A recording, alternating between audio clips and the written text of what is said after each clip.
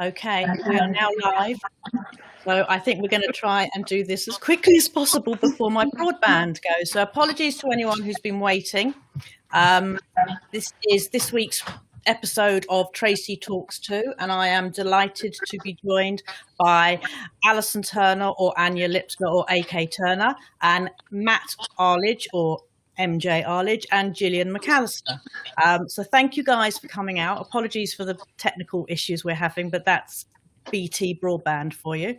So if we could just introduce yourselves, starting with you, Ali, and tell tell people a little bit about you and your books.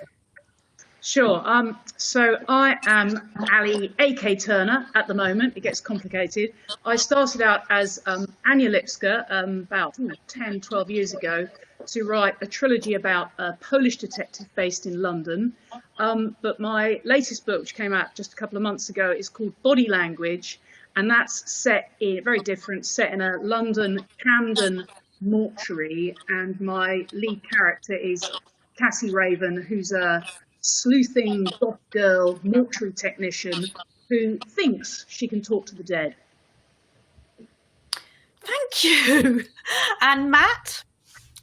So yeah, I don't have any pseudonyms. I'm just Matt Arlidge, or MJ Arlidge, if you want to go gender neutral.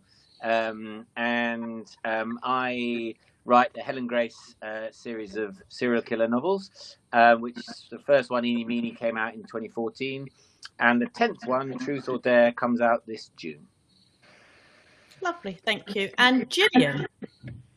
Hi, I'm Gillian McAllister. I've written 5 Sunday Times bestsellers. My latest, I've just fished out of the bookcase. It was How to Disappear, that came out in July 2020, and it's about a woman and her daughter who enter the witness protection programme. Fabulous, thank you. I just want to very quickly apologise to anyone who's having difficulties with the sound or refreezing. We are having a few problems with the Wi-Fi and the internet here, so we may all go quickly. If not, hopefully we'll all be okay for the rest of the hour. So what I want to do, guys, is talk about, first of all, your journeys to publication, what you did in a previous life. I know both of Ali and Matt have backgrounds in TV, which is quite interesting. So do you want to tell us a little bit about your life before writing, Ali? Yeah, I mean, I still work in TV, and I was just saying to the guys before we went live that I actually really welcome being able to get out of the house now and again. Well, I used to welcome getting out of the house now and again, and meet people in an office, get involved with filming, because it gave me a break from staring at the laptop. But very different to Matt, I work in documentaries. So I might one year be doing Monty Don's Italian Gardens, although I don't get to go to Italy, sadly. Or I might be doing something about the sex lives of Neanderthals, or all sorts of things, archaeology, anthropology, science, history. Yeah, all that kind of thing. Okay. And how did you get into writing your first book then? How easy was it for you to get published? It was a bit of a struggle, I guess. I've always written documentaries, which is very different animal to writing crime, writing fiction. But I've always kind of imbibed crime from a very early age and loved Freddie Forsyth and Raymond Chandler and the classic writers. So I just thought, I've got a book in me, and I think crime's the right place to start because I really know it, and it's got a structure. These are not airy-fairy books. They tend to have a beginning, a middle, and an end, and that appealed to me. So I wrote my first book about this Polish detective, and it took several years to write and get it right, and then I very quickly got a deal in Germany, quite a decent amount of money as well. Sold it in Germany, but couldn't sell it in the UK. So initially, I self-published in the UK, and when it sold about 20,000 copies, they gave me a publishing deal, funnily enough. So yeah, it was a bit of a rocky road, but it's been pretty smooth since then. Lovely, thank you. And Matt, again, you have a background, but as Ali said, slightly different in television. Apparently, according to your Wikipedia page, specialising in high-end drama production, including Little House and Silent Witness. So are you still involved in the television side of things? Yeah, totally. In fact, I mean, I did a show a couple of years ago on ITV called Innocent, which was a 4-parter, which is we're doing just on the sequel now, Innocent 2, which we filmed during COVID, which was a bit of fun, and that's coming out probably, I would say, April, May on ITV, and it's one of the fun ones that they strip, so they play it Monday, Tuesday, Wednesday, Thursday of one week, so you sort of dominate that week. And the first one was the highest rated new crime drama on ITV that year, and this one, you know, we've got high hopes for too. So I still do that. I mean, my very first job was back in the very late 90s, was EastEnders with Wellard the dog and Sonia Jackson and that lot. I was involved in storylining for them, which was great fun. I was 22 and that was my job, storylining EastEnders. Whilst all my other friends had very serious and sort of less exciting jobs. So that was that, and then I've always worked in TV ever since. And it is fun, and I sort of now divide my time between writing for TV and writing novels. And I was just saying to the other guys, is it's kind of fun because TV is glamorous and exciting. You meet lots of people, as Annie said, and you know, it is always exciting to see your name written by on the TV. There's, you know, that is a real charge. But pretty much everyone who works in TV drama is a psychopath.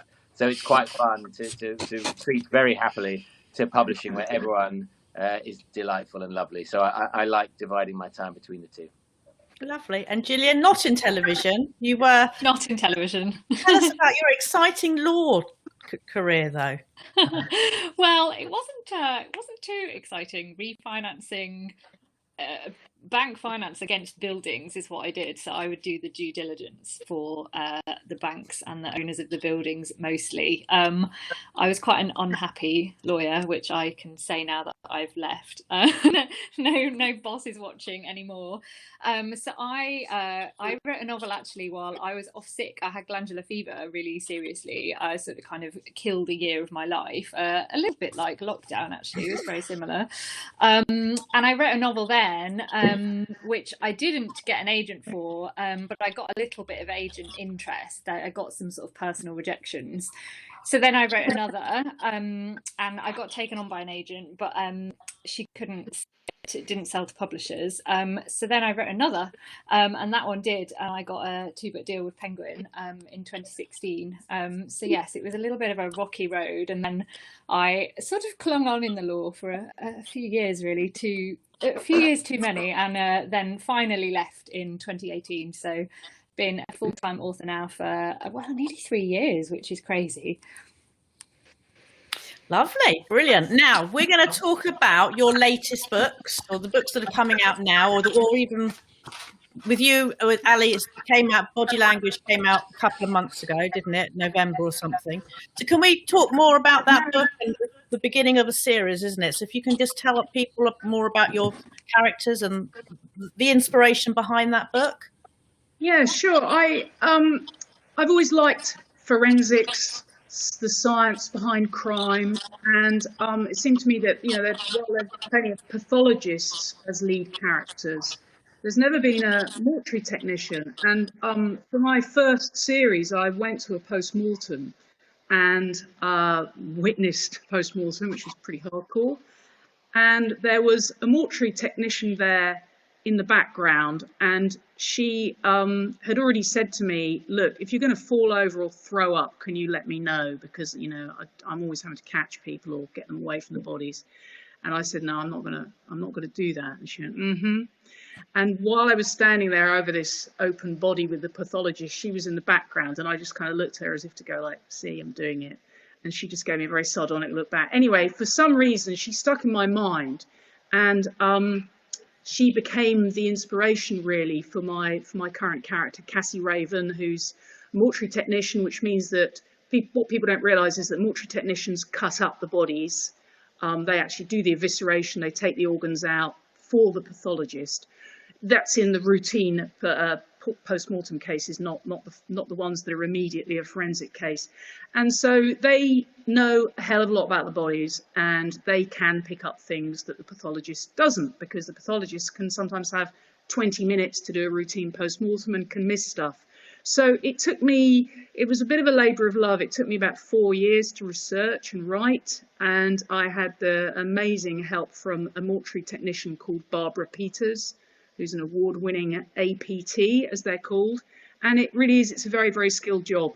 Anyway, so Cassie is a bit out there. She's a goth girl. She wears tattoos like so many of them do. And she has a real bond with the dead. She's an orphan. She's been obsessed with collecting roadkill since she was a kid. And she feels that she's got this bond with the dead, and she feels that she can pick up stuff from them, that almost that they talk to her. Now, in fact, she's probably just a bit of a Sherlock, and she's picking up clues from the body and clues from the family who come to view the bodies. But yeah, she has someone turn up on her dissection table, her evisceration table, that she loved, and that pitches her into an investigation to find out whether this really was a natural death or whether it was more. Oh, looks like we might have lost Tracy. So why don't we run ourselves for the moment and ask Matt maybe to take over and talk about your latest.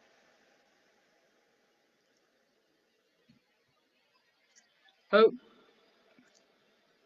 I can't hear Matt. Oh. What about Gillian? Gillian? Yeah. I think someone muted me, which I'm sure is a very good idea. So I think that was Tracy's last act. So my next book is Truth or Dare, which comes out in June this year. It's the 10th Helen Grace book, and like all of them, they're very sort of high-paced serial killer thrillers. This book is about a sort of post-COVID crime wave where suddenly there's an enormous slew of murders in Southampton. There's a sexually motivated attack in a park. There's a horrible arson attack. There's a nasty carjacking, and suddenly the murder rate just goes through the roof.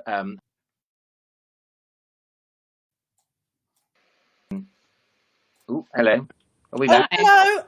Did you lose me? We lost you. Yeah. Carried on. Did you carry on going? We carried on. We finished. Yeah. God's sake. And you took control. It was very good. It was. Apologies. I'm just staring and like, where's everyone gone?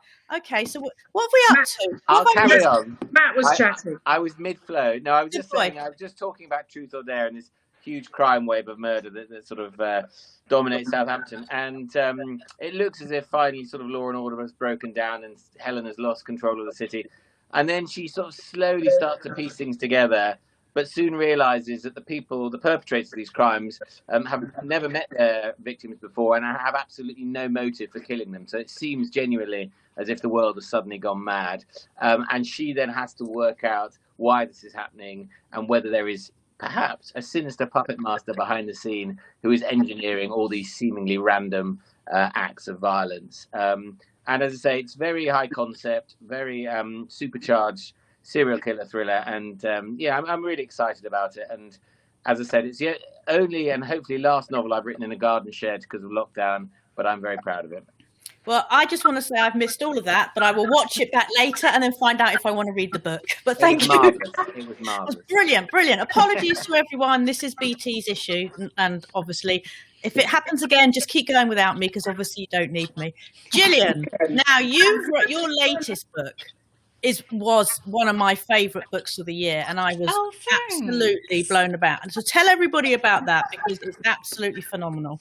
Yeah, and then we'll go back to you and you can tell me why you liked it. So this is How to Disappear. It came out July the 9th last year.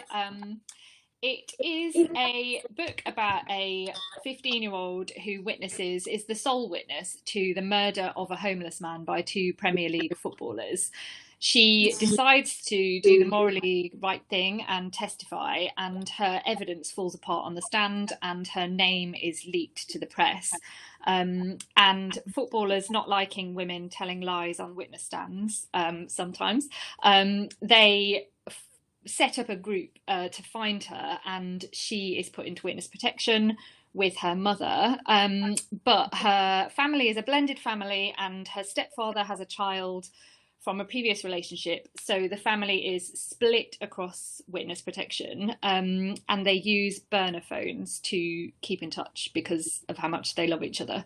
So like a lot of my novels, it is actually a love story, but it uses the crime as a kind of vehicle to put pressure on that relationship. So really it's about if they will be found, but underneath that, it's really about if you could disappear, would you, and how would you not communicate with those you've left behind in the sort of age of social media? That's, I guess, what it's really about. I don't know if you'd agree with that, Tracy. It's not the easiest book to pitch, I find. I mean, I read quite a few books, so sometimes it takes me just a few. Sometimes it takes me a while to try and remember who was what and what I read. But what I loved about this particular book was it was it was an original concept, and of course it was up to date and topical. You have a blended family. You have a woman whose daughter is in trouble, who's in mortal trouble, really, but she has a man who is her second husband, who is the love of her life. She's finally found happiness, and she has to pick and choose. She has to choose. Does she save? I can't remember. Was the daughter 14? I think. Yeah, that's right. You remembered it better than me. I had to revise. Should she save her 14-year-old daughter's life literally and go and completely relocate and lose contact with her entire life and family, or does she stay with her husband? Well, obviously, as a mother, you have no option. But it was just I just found it, you wrote it brilliantly, considering obviously you're not a mum yet. So you wrote it with such wonderful, as a mother, I could connect. As a woman looking for the love of her life, I'm still waiting. But don't tell my husband. But it was just fraught and tension filled, and I just personally I think it was your best book yet, which is a bit rude because I haven't read your latest one, but obviously I'll say that about your latest one. But if you haven't read any of Gillian's, if you want to start with one, then definitely start with How to Disappear. And a lot of people online at the moment who are laughing at me disappearing are saying that How to Disappear is so good. That's lovely. There's quite a few questions about the D.I. Grace series coming up. So I just wanted to clarify a few things, Matt. First of all, you told me when we first met that day I sort of, what was the word? Stalked you. Stalked. Crime in the court. And we had that really long discussion about Costco and other strange things. Yeah, your love of toilet roll. Yes, my love of toilet roll. Well, you may laugh, right? But who's we talk. Who's laughing now? Yeah. Matt lives around the corner from me. He's never been to Costco. We've got the world's best Costco in Watford. Apparently it makes more money than any of them in the UK. And I said to him, I'll take you there one day to get some toilet roll. Well, this was years before COVID. Yeah. Who's laughing now? March 2020. Who's grateful? Yeah. Anyway, what I was going to say was a little known fact, or whether it's a big known fact, is that you have never physically described Helen Grace in your books. Is that correct? Yeah, that is correct. And the reason is really it just something you can do in books you can't really do on TV, where obviously an actress visibly kind of embodies a role or whatever. It was just the joy in writing books of just suggesting something and letting the reader create their own image in their heads. And that's what struck me as so interesting. When you travel abroad and you meet fans in different countries and you hear their version, and I love just that idea that there are hundreds of thousands of different Helen Graces running around. And we did a straw poll of what was I was pitching at Target, which is the second biggest retailer in America after Walmart, and I met their editorial team because they'd chosen one of the books as their book of the month, and I said, and there were 30 of them in the room, and I said, well, what color hair does Helen have? And like 15 of them said blonde, and then some said brunette, and some said that. And it was quite funny is that they all looked at each other as if they were mad, as if it was obvious that she had blonde hair, or obvious, and they really looked shocked by each other's responses. And I thought that's so interesting. And I love that when you talk to people about it. Quite often you find when they start to talk about you find they're slightly describing themselves. At sort of inhabiting the role. But yeah, it was a deliberate thing to let everyone sort of slightly create their own Helen.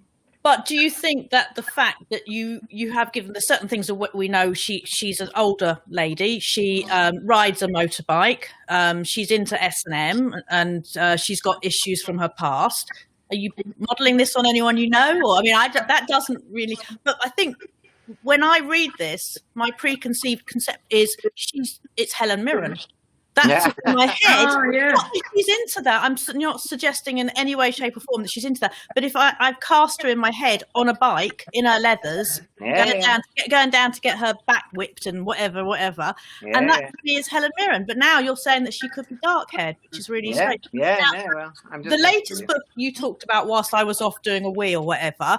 What number is that? Sorry, that number 10. Number 10. Yeah. Number 10. How many are there going to be of Helen Grace? Well, I don't know. Sky's the limit, really. I mean, I'd like to get to 20 at least, because I think, I think Jack Reacher reached 20 a couple ago, and Rebus reached 20, and I think it's good to have a modern, contemporary female crime fighter reaching 20, and I as long as people keep buying them, I'll keep doing it, because it's such a pleasure and a joy to write. And Helen, she's a weird magnet for serial killers, and there are clearly so many serial killers in Southampton that I think they're going to be a lot of novels to come. But my next question on this is, yes, Jack Reacher, I think he's on 21 or 22 now. Kay Scarpetta, she's on 75. At what stage does Helen suddenly suffer from menopause, incontinence? She needs to get around on a Zimmer frame. She's obviously going to have to age over the next 10 books. You can't. So do you as a writer, do you allow for a geriatric crime fighting motorcyclist? Well, I think you'll find that fictional sleuths generally age slightly slower than well, I think Jack Reacher probably never aged at all, as far as I'm aware. I mean, I don't know if he does in the later books, but I think that was a distinct decision to just make him sort of timeless. I think Rebus did age, and sort of then he quit the police, and I don't know whether that worked quite so well, and then so they had to sort of deal with that. No, I mean, Helen is aging. She's just aging very gracefully and rather slowly, because it's like that Jack Bauer in 24, which I love, never went to the toilet. Well, exactly. Suspension of disbelief. But I think, as long as Helen can still ride a bike and sort of put her body on the line. But, I think age is just a number. She'll keep fit and spry. And I'm sure Helen Mirren could catch the bad guys. So. Now, Gillian, tell me, we before we came on live and then went off and then went back on live, we talked about your new book, which I'm going to be very honoured to do the cover reveal whenever. Can you tell us anything about your new book and when it's out? I think I can. It's just us. We won't tell anyone. Don't share the video, okay? It is embargoed at the moment, but it's been revealed on Friday. So it's coming in June. I probably can't reveal the title, but I can tell you what it's about. The strap line is, your sister calls, she's killed a man, will you bury the body? That is what it's about. So it is another kind of moral dilemma, and it's about three siblings on holiday who bury a body for their sister who was driving on the wrong side of the road and hit a man with a car, and for various reasons it is not really available to them to confess. So it's really about the kind of web they weave for themselves with the Italian authorities. So yeah, a little bit different. It's much more intimate than How to Disappear. And really it's about kind of who will crack first. Oh, okay. Well, we shall reveal more on Friday. Yeah. I've got a question for you, Gillian, from Philippa. She says, do you think you would ever write a series, or are you a omitted, I think that means committed, standalone writer? Yeah, I haven't yet found a character that I would like to write a series about. And one of the things I enjoy about writing, I mean, I deliver a book every 10 months, and I really like to meet the new characters every 10 months. And really my books are about kind of ordinary people in extraordinary circumstances, so they just don't lend themselves to a sequel. They all largely end happily, so probably no series on the horizon, but I've finished book 7, just editing that, and book 6 is coming in June, so there's many more standalones in the pipeline. I've been I found people in the pandemic are either struggling to work or prolific, inappropriately so, and I am the latter, so Just going back to standalones, Ali, obviously your first 3 books were in a series. This new book, this is a new series. Would you consider doing a standalone? Yes, I would if I had the right kind of idea. But I suppose the kind of books I write are I'm really keen on character, and I suppose and setting. And so I think if you find a character you really love, like my goth girl mortuary technician, and I love the idea of being in a Camden mortuary, then you can really develop that theme. You can really get deep into the forensics over a series of books, and you can give the character an arc, a journey that's not just one book. It can go on for a long time, with the aging and chronology problems, of course, that Matt talked about. So I suppose I'm more naturally a series writer, but I don't rule it out by any means. And I confess that I do, when I wrote 3 in the first series, by series 3, my issue, what I really hated having to do, was do their backstory in a different way every time. I don't know if Matt finds this, but you've got to tell people their backstory. Cassie's orphaned and her parents been killed in a car crash, supposedly, and you have to and she's been into drugs. She dropped out. She was in a squat. You've got to tell all that in every book in a new, light way, because you can't rely on people having read book 1. So yeah, there are pluses and minuses. But from the age point of view, she's 25. So my previous guy was like in his 40s, and sort of by book 3, I was going like, shit, he would be 50 by now. I think it's really interesting that the genesis of ideas and books, I think, is fascinating, in the sense that, or how minds come to fix on it. I remember Belinda Bauer, I did an event with her, and she literally just can't come up with a series character. It's just not in her DNA. She just does standalones. And so she makes, like Gillian, makes life really hard for herself, because she has to keep inventing new characters all the time. I can wheel out Helen again. It's great. But it's also interesting, as you were talking, Ali, that I remember hearing P.D. James talking about how she comes up with her ideas, and that it's always the setting that she gets first, and for me I find that almost impossible to imagine, because for me the plot comes first, the idea, the concept comes first, and everything melds around her. But she talked about there was setting, then character, then plot. And what she would do, which really blew my mind, is she would then she'd then come up with a story and then write all the chapters relating to one character, and then all the chapters relating to another character. So she'd write the chapters completely out of sequence and then put them together. And I thought, my God, I mean, really, how is that possible? Surely you have to write it chronologically. But that's like 3D chess. Wow. Well, it's basically like she's filming it. So she's filming one actor, then an actor. Do you know what I mean? It's just like, how weird is that? And yet clearly it worked for her. And so I find it fascinating how, people come at ideas and stories from really sort of diametrically opposed angles, really. Mm-hmm. Now, Matt, you have done one standalone. Yes. You want to tell us, which is a complete change of direction? Yeah, that was fun. I mean, it's called A Gift for Dying, and it was set in Chicago, and it's about, again, it's serial killer, but slightly heightened this time. So serial killers stalking the city and doing very gruesome things to people. And the only person who seems to connect these crimes is a young teenage girl who came into their life on the day that they were abducted and killed. So the police quiz her. But what she tells them is so weird that they basically bring in their forensic psychologist to talk to her just to see if she's crackers or not.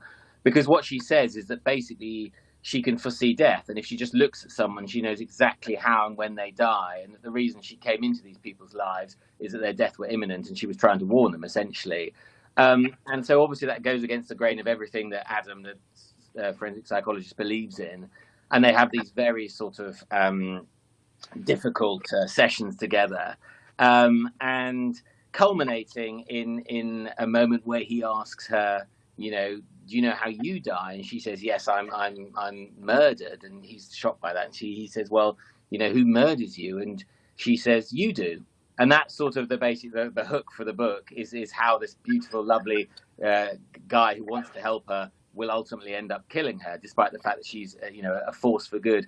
And it's something that it's an idea that I've always wanted to write, partly because it's just a fun serial killer book, but also because at the heart of the idea is that if you believe this girl, and if you believe that she could tell you the exact day that you die, would you want to know? And some people in the book who should ask don't, and some people who shouldn't ask do ask her, and tragedy ensues.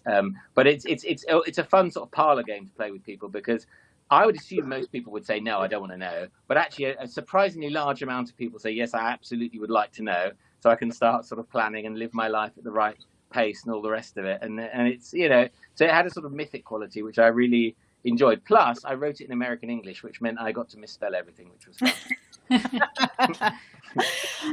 Couple of questions coming on now, so I want to just get these through before I crash here.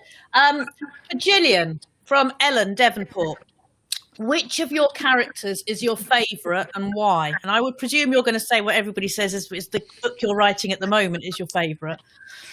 Yeah, it is, and it's I have to fall in love with the character. That's how I do it. So I'm writing about a woman called Jen at the moment, who is my favourite, and it's kind of a slightly speculative book that I'm writing. It has a time travel element, but of my published ones, I would say it's Bill Gates from How to Disappear, which those who have read it will know what I mean. Those who haven't will have no idea what I'm talking about. A good test for the book club. Lovely. Thank you. Now, Matt, as you live near me, and someone wants to know, if you live near me, why do you base all your books in Southampton? But obviously you're not going to base them near me, but I mean, why Southampton? What's it?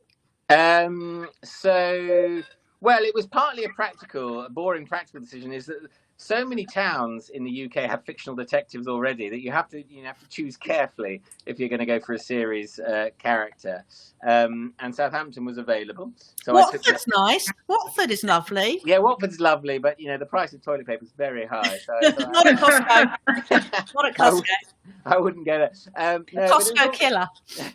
I also I like ports, basically. I think ports are sort of interestingly seedy and have quite a unique sort of atmosphere, and all the criminality around ports and things coming in and going out. And I think they have quite not quite Wild West, but they have an atmosphere that Watford, for all its many attributes, doesn't have.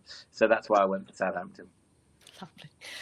Nikki Smith would like to know, and this is to all of you, so we'll start with you, Ali. After writing numerous books, do you ever find yourself writing the same scenes again without realising?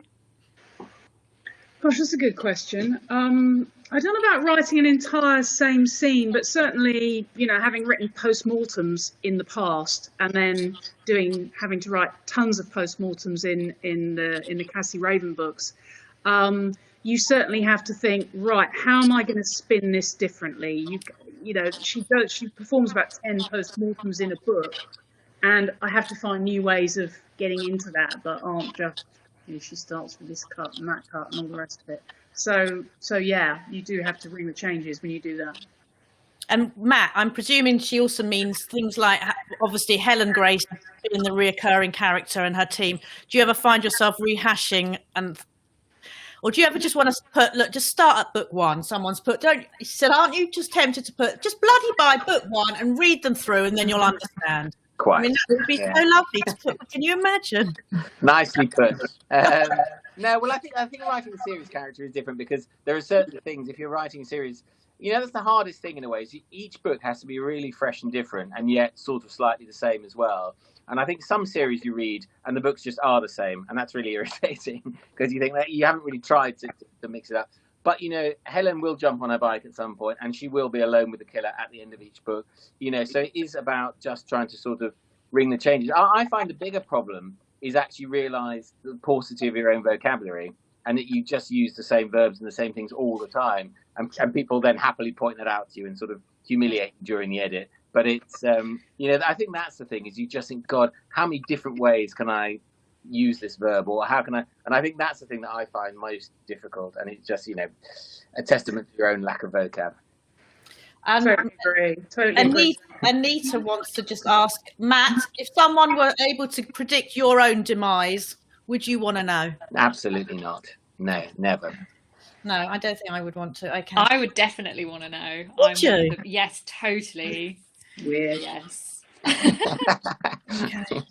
Okay. Let's talk about this horrible thing called reviews, because it's obviously an issue.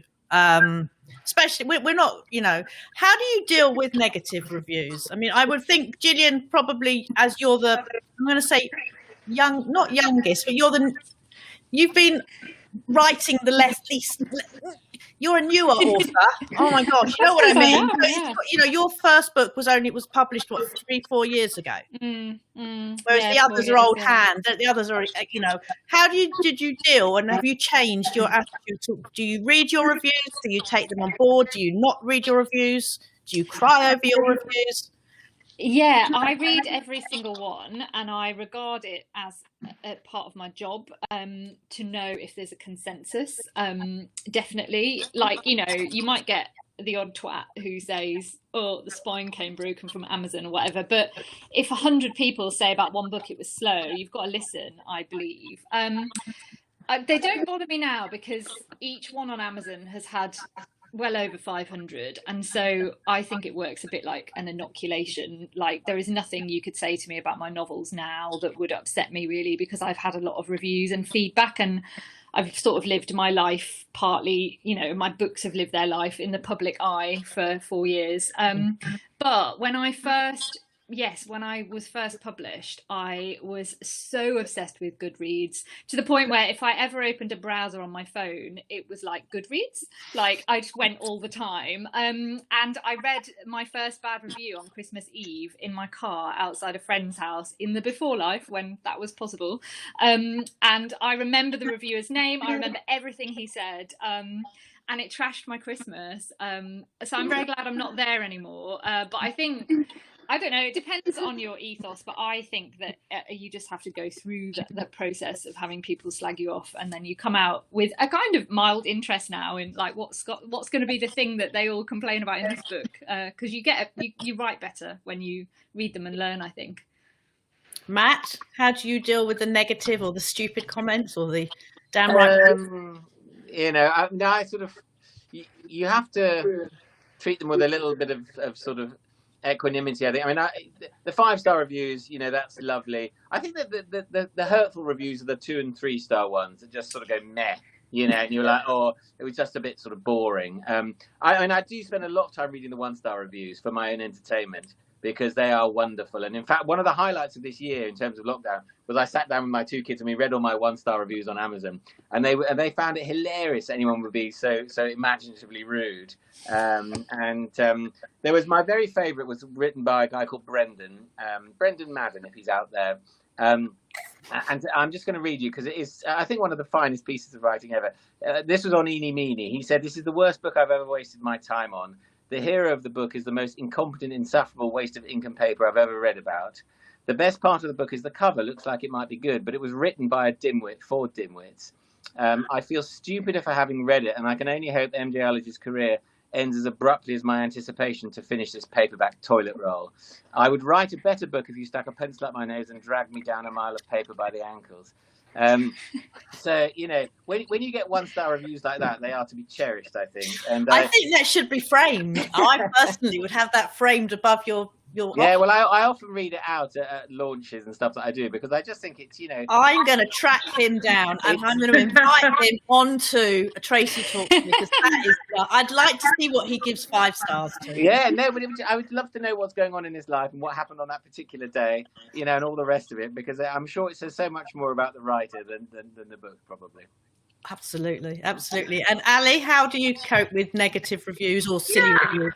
I think it's all been said, really. The more you write, the more you realise it all comes out in the wash at the end, and you end up with a sort of, TripAdvisor isn't like reading a sort of brilliantly honed review by your favourite literary reviewer, but you get a snapshot of what people think of a hotel, and I'm happy to say that I tend to get an average of 4.5 stars, and I think, well, that's fine. I'm not going to, get wound up about the occasional 1-star review. Although the first review that came up on Body Language was some, 1-star takedown, which, and it was just so annoying because, and it was only up there for like a day, and then there was a kind of tsunami of 4 and 5 stars, and everything was fine. But yeah, I think they still have the power to niggle. And now and again, you do think, well, yeah, I sort of agree that that chapter's a bit slow or whatever. Now and again, you've got to take it on board. Now, I'm assuming, I know Gillian, but I'm assuming that you all read a lot. Now, I know Gillian does because we met in Birmingham years ago and you gave me a list as long as my arm of books to read, and I don't think I enjoyed any of them, did I? Yes, I remember. That. We have pretty So I we? won't be coming to you for recommendations, but saying that, the book club are asking, are there any books that you're reading at the moment or anything that you would recommend? Not written by you. Not written by me. Not written. Yes. What have I liked recently? I have been reading Holly Bourne recently. I think she's really, really good at writing women in relationships. My Dark Vanessa was probably the best book I read of 2020. And I also really enjoyed Renee Knight, The Secretary. Yes. So yeah, see, I can recommend stuff you like. All right. I tell you what, you can get your hands on this. Okay. I think I might have that. It's phenomenal. I don't read real books because they're really annoying. And last night, I managed to do all of that last night in bed. And it was like, I can't put it down. It's absolutely fantastic. So I think I've been sent it, so I'll dig it out. Right, Matt, have you anything that you're reading or would recommend? I'm just it's not for the faint-hearted, so it depends what mood you're in, and if you're in for something sort of light and fluffy lockdown, then I would avoid it. But I'm reading James Ellroy's book, My Dark Places, where he examines his own mother's murder, and it is sort of obviously really interesting if you love James Ellroy, but it is quite a disquieting read when he is describing in quite great detail his own mother's brutal murder. But it is emotionally and psychologically a really interesting read, but only if you're feeling quite emotionally secure. I've written it down. That's going straight on my list. I'm only doing, in lockdown, I can only do dark. Okay, very good. Well, that's all right then. Ali, what are you reading or recommending? Well, I just ordered, and I don't actually read a lot of crime when I'm writing because I don't know, it screws with my head a bit. So, but I do read the odd thing, and I will never ever miss a new Belinda Bauer. Are you reading Exit? I've ordered Exit, but I read Snap quite relatively recently, and Badlands before that, and I mean, she's my go-to writer. She's absolutely terrific. Similarly, Val McDermid, anything new by Val, I love. So yeah, I tend to, rather than sort of go all shiny thing that's out now, I tend to be a bit boring and go back to writers I really know I like. Now, one of the questions we've got, which I don't think we can really answer at the moment, is what do you all love to do when you're not writing? And I'm presuming we're going to talk about what we like to do when we're not locked down in the house with the kids, unable to see anyone. So back in the norm, after when the vaccine's done and back to real life, what are you looking forward to most? Gillian? Oh, sweatpants, sourdough, Joe Wicks, dog walks. Honestly, and this is quite sad, but I'm just looking forward to meeting the people that publish me and my agents and looking into their eyes and just having a face-to-face with them, because writers are quite isolated, but it's been a year now since I've seen any of them, and that is just far too long. So a publishing lunch basically is on the agenda, plus Harrogate, obviously, which this year, ? But definitely next year. How about you guys? Matt, I'm presuming you can't wait for schools to go back. Well, to be honest, that's my only ambition at the moment, is to get rid of my 10-year-old above and beyond everything. No, for me, it's travel. I mean, both professionally and personally, I've always loved traveling. I mean, we took the kids to India when Alex was 3, and we've been to South Africa and blah, blah, blah. We've been in lots of places with them, and I just nothing excites me more than travel, which is why it's a bit of a challenge at the moment. But also professionally, in terms of the book tours and going to particularly Holland and France. I was going to Amsterdam twice a year because of the books, which I love Amsterdam. And then I was supposed to go to Romania, which I've never been to before, and that was in March last year, so that got canned. So I'd love to go there and do that. And I just think that I always find the most exciting and thrilling thing is I always remember going to one in Thessaloniki in Greece on the mainland, and it's a northern city. I wasn't sure anyone would turn up, and I thought it'd be a bit embarrassing to have come all this way and there's nobody there, and it's such a lovely evening. And actually it was packed, and at the end of it, people were coming and we were chatting, and this lady grabbed my arm and she said, Helen Grace must get married and she must have babies and she must be happy. And it was I thought it was so brilliant that this Thessalonican lady cared so much about Helen that she would sort of manhandle me sort of quite firmly and tell me that Helen needed to get pregnant. And I thought, well, that's why you do it, because it's just those moments which are so funny and brilliant. And I really, really miss that. And I would love to get back on the road, basically. Yeah. Ali? Yeah, I think I have to agree with that. I really, really, really miss Crime World socializing, the book launches, the reader events. I mean, social media is nice, but there's nothing quite, as Matt says, like a reader coming up and saying, Cassie's amazing, or Janusz is amazing, and what about this and what about that, and what's going to happen to them, and why haven't you written another book in the series? It's really wonderful to get that face-to-face feedback. So, the absolute pinnacle of my year, sadly, used to be Harrogate Crime Festival. It's just fantastic. And I've been every year since I first published in 2012 when I was on the New Blood panel. And it's absolutely gutting that didn't happen last year, and really hope it might happen this year. Well, I don't know. If it does, I mean, there are people that have said that they're going up there, and even if they're just going to stand on the lawn and have a beer, they're just going to be there. But good idea. I think, yeah. Right. So, I mean, I was going to say, any plans for 2021 apart from getting out of the house and getting dressed?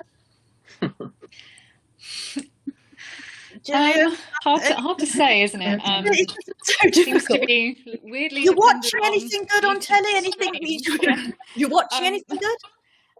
I'm not actually. I'm completely and utterly distracted and immersed by my 7th novel, which I'm kind of doing a line edit on. I actually have had an idea for my 8th novel, which is based around reality TV. So I've watched a really, really old reality TV show called 7 Up. I don't know if anyone watched it. It followed children every 7 years. Yes. So I had an idea related to that. So I watched all of them. So I feel very well acquainted with them, almost as though I've spent time with them, which would be illegal. So yeah, no plans for 2021 really. Just sitting in my pants watching TV. So I'm assuming that obviously the new lockdown writing that you've had to do this year and last year has affected research, and you've had to rely on the net, I would presume, a lot. So Matt, for example, like Helen and her love of S&M Club, how much personal research did you have to do into that? Well, that's fine. That's one thing you can do during lockdown. Yeah, you just have to wear a mask, don't you? Yeah. No, everyone always asks me who Helen's based on, and I've always infuriated my wife by saying she was absolutely inspiration for the S&M element, which she finds hilarious, as you can imagine. That's not, the research is not a problem. But to be honest, I mean, I don't know.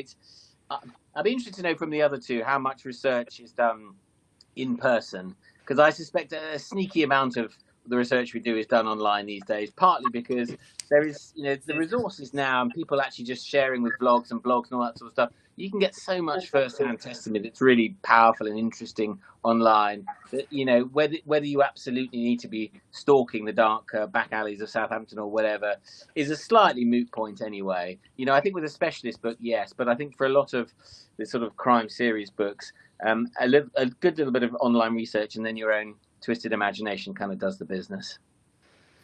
I'm going to go back to Southampton, because obviously we've got a few people here that are from Southampton, and they're a bit concerned about the amount of serial killers that are there. But have you had people comment? Have you got anything factually wrong about? There are. Put it this way: I received an email addressed to me about a book written by B.A. Paris, The Dilemma. And this person wrote to me thinking I was B.A. Paris. She found my details on the blog and tore me a strip about the book because there isn't a beach in Northampton. I have no idea, and therefore she had to give it 3 stars, and she was very disappointed in my research. Now, you can imagine I replied to her politely and told her where to stick her beach and told her she had absolutely no right to even contact an author to criticise, but that's neither here nor there. But there are some readers that take things, they don't actually understand the word fictional. They kind of think that what you're writing has to be factual to the point of it's left to go down to Turner Road and it's right to go down, and the library has got a blue door and there are no. So have you ever encountered anyone like that, Matt? With anyone yet? Not particularly. I mean, I think what's more interesting is that people seem delighted that people are eviscerated in Southampton, and they say, "Oh, I've been on that beach, and I've been down that street," and they're actually quite proud of the stuff. No, the things I tend to get is that I'm not a motorbike rider, and occasionally some of the nuances of when I talk about the motorbikes, people do pick me up and say, "Well, you don't kick that off, you do this," and they, in fact, somebody he emailed me yesterday having pointed out the same mistake 5 years ago, and I'd made it again, and it was very polite. He wasn't angry, he was just disappointed. That was all. So so it's motorbike maintenance and motorbike use where I fall down. Oh, honestly, well, maybe you should now. Your next book could be a true account of the Dummy's Guide to Motorbike Maintenance. I think that would go. Yeah. Big seller. You had anyone criticising the legal point, or this couldn't happen? Because us readers, we do like to tell you our thoughts in detail. Yes, some more than others. Yeah, so when I wrote How to Disappear, I wanted to write a sort of half amusing sort of epitaph to say, I've probably got witness protection all wrong, but anyone who's in witness protection is never going to write on Amazon to say it was wrong. Lo and behold, somebody emailed me and said, I've set up this, it's on an encrypted email, I've set it up to tell you how wrong you are about witness protection. And they're in there because they witnessed the death of a gang leader. I was like straight on there, like, talk to me because I'm going to write more books and you're a really interesting person, but they didn't email back. We'll put a call out. We'll try and do it. Yeah, next time we'll track that person down and we'll track your 1-star reviewer down, Matt, and we can have a nice little party and reunite everyone. It would be lovely. Right, guys, it's just coming up to 9 o'clock. I'm sitting in my office freezing because the pipes are frozen outside, by the way, so I've got no heating on top of no broadband because life just can't get any better for me. So I wanted to say thank you very, very much for coming on board and talking about your new books. I can tell you that several people have downloaded Here to How to Disappear, and there are lots of people very excited about the new Helen book, and obviously I am going to start reading. I will read that next, I promise you. Hand on my heart, I'm going to read that next because I have it. So I just want to say thank you so much for joining us. Thank you. Thank you. We'll see you all very soon. So I'm just going to say goodbye to everyone first. Hold on one second. We'll just say goodbye to everyone at PBC. Bye. Bye. Bye.